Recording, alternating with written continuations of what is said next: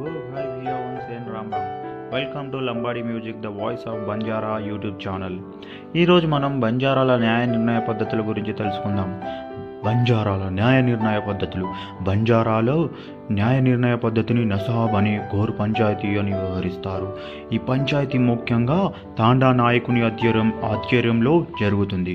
ఎవరికి ఎటువంటి అన్యాయం జరగకుండా సక్రమమైన పద్ధతిలో తీర్పులు ఇస్తారు.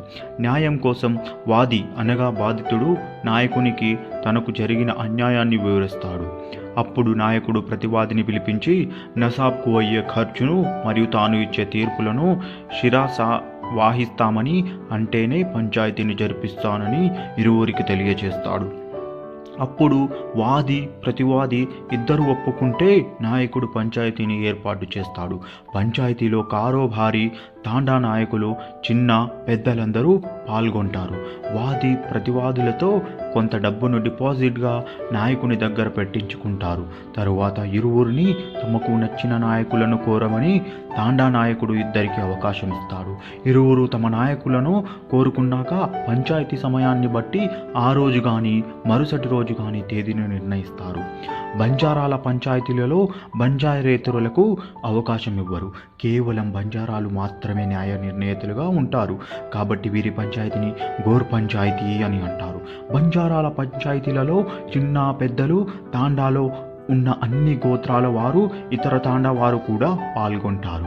ఈ పంచాయతీలు రచ్చబండ వద్ద కానీ తాండా బయట మంచి నీడనిచ్చే పెద్ద వృక్షాల క్రింద కానీ నాయకుని ఇంటి వద్ద కానీ దేవాలయంలో కానీ చెరువు గట్టుల వద్ద కానీ విశ్రాంతిగా ఉండే ప్రదేశాలలో పంచాయతీ నిర్ణయించి జరిపిస్తారు.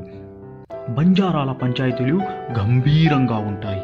పంచాయతీలలో నసాబ్, వాది, ప్రతివాది, సాక్షులు కూడా ఉంటారు. ఇతర నాయకులు న్యాయవాదులుగా, తాండా నాయకుడు ప్రధాన న్యాయమూర్తిగా పంచాయతీని జరిపిస్తారు. వాదన ప్రతివాదన విన్న తరువాత నాయకుడు అందరూ కలిసి తప్పు ఒప్పులను నిర్ధారణ చేసి తీర్పులను ప్రకటిస్తారు. నాయకుడు చెప్పిన విధంగా ఇరువురు ఒప్పుకోవాలి. ఒకవేళ వాది ప్రతివాదులలో ఎవరైనా తీర్పును ఒప్పుకోకపోతే ఎవరైతే ఒప్పుకోరో వారి కాళ్లను వాదితో కానీ ప్రతివాదితో కానీ ఇరువురిని కట్టింపచేస్తారు. పంచాయతీ ఒప్పుకున్నాక విడిచిపెడతారు. శిక్షలు, దండనలు కూడా ఉంటాయి. అయితే ఆ శిక్షలు డబ్బు రూపంలో కానీ క్షమారూపంలో కానీ ఉంటుంది. క్షమారూపంలో అయితే తప్పు చేసిన వారు ఎదుటి వ్యక్తి కాళ్ళు చేతులు పట్టిస్తారు. పంచాయతీలలో అందరూ వచ్చినందున కొంత డబ్బును వాది ప్రతివాదుల నుంచి వసూలు చేసి కళ్ళు, సహారా తాగుతారు. సభ మర్యాదలను అందరూ తప్పకుండా పాటిస్తారు, లేకుంటే శిక్షలకు గురి అవుతారు. Thank you for watching this video.